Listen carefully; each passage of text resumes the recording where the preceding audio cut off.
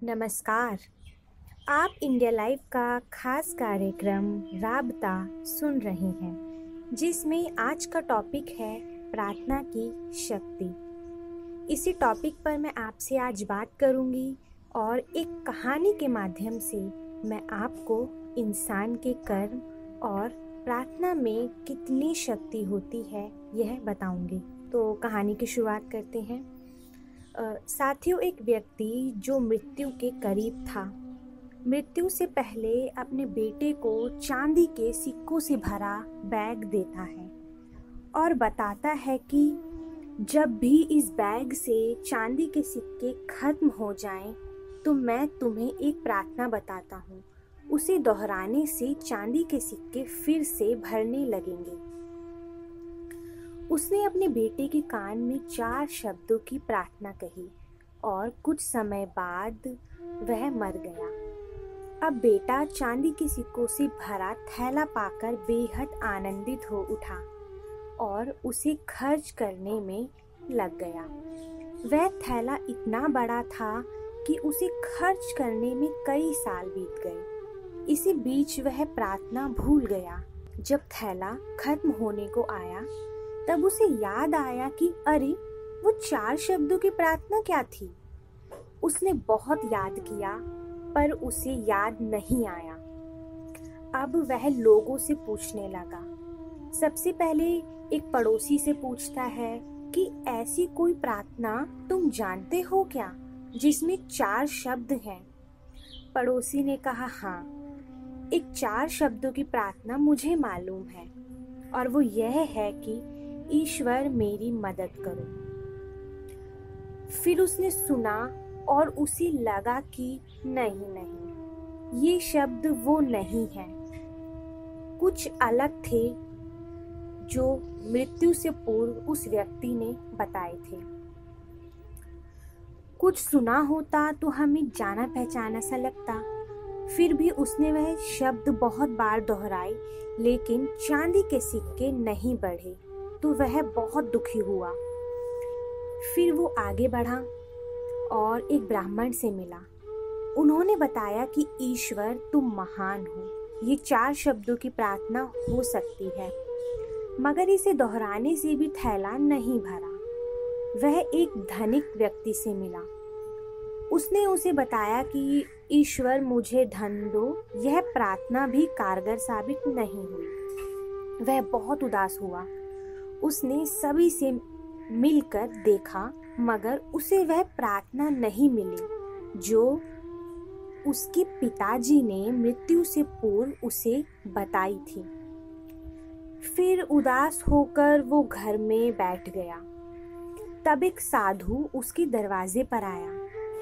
उसने कहा, सुबह से कुछ नहीं खाया, खाने को कुछ हो तो दे दो, मुझे बहुत भूख लगी है।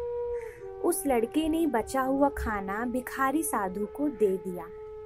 उस भिखारी साधु ने खाना खाकर ईश्वर से प्रार्थना की, हे ईश्वर, तुम्हारा धन्यवाद। अचानक सी वह चौंक पड़ा और चिल्लाया कि अरे अरे, यही तो वो 4 शब्द थे जो पिता ने मृत्यु से पूर्व मुझे बताए थे कि इन शब्दों को दोहराने से, ये प्रार्थना करने से चांदी से भरा थैला फिर से भरने लगेगा। उसने वे शब्द दोहराने शुरू किए, हे ईश्वर, तुम्हारा धन्यवाद, और उसके सिक्के बढ़ते गए। इस तरह उसका पूरा खाली थैला फिर से भरना शुरू हो गया।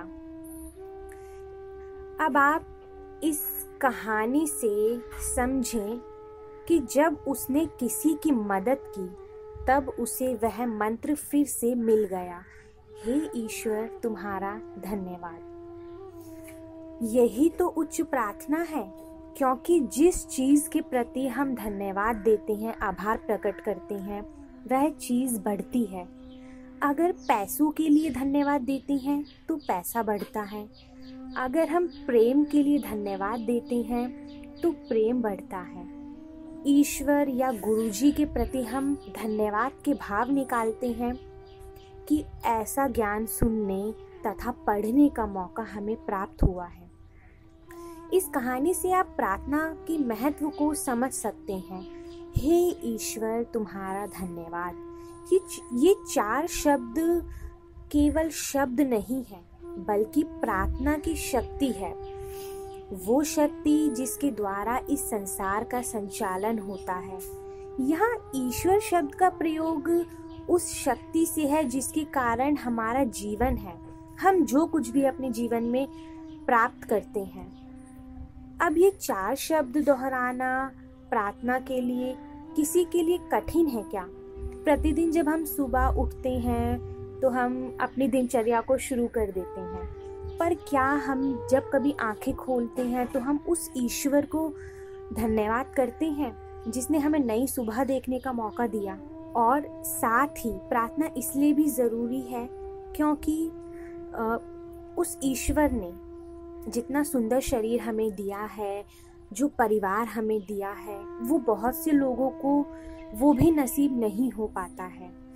हम मानते हैं कि आप में से कुछ लोगों के पास कुछ चीज़ों की कमी हो या कुछ लोगों को छोटी मोटी बीमारी भी हो, लेकिन फिर भी प्रार्थना करने से संतुष्टि मिलती है, एक उम्मीद बंधी रहती है। अब हम इसमें उदाहरण के ज़रिए भी समझ सकते हैं, जैसे कि एक व्यक्ति है, उसे एक आँख से नहीं दिखाई देता, तो उसे वहाँ पर निराश होने की जगह यह सोचना चाहिए कि अगर मुझे दोनों आँखों से नहीं दिखाई देता तो क्या होता, मैं तो एक आँख से भी नहीं देख सकता, लेकिन उस ईश्वर ने, उस प्रकृति ने मुझे एक आँख से तो इस खूबसूरत संसार को देखने का मौका दिया। तो हर इंसान की ज़िंदगी में कुछ चीज़ों की कमी होती है। ऐसा कोई भी व्यक्ति नहीं है जिसके जीवन में सब कुछ उपलब्ध हो, चाहे पढ़ाई हो, चाहे करियर हो, चाहे रिश्ते हों या बीमारियां कह लो या कुछ भी। हर इंसान के पास कुछ ना कुछ चीज़ों की कमी रह जाती है। किसी के पास बहुत सारा पैसा है तो उसके पास आत्मा की संतुष्टि नहीं है, उसके पास खुशी नहीं है।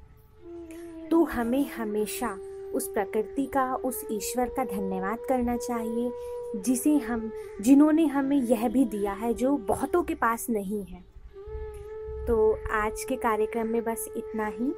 अपना ख्याल रखिए, सतर्क रहिए और सुरक्षित रहिए। नमस्कार।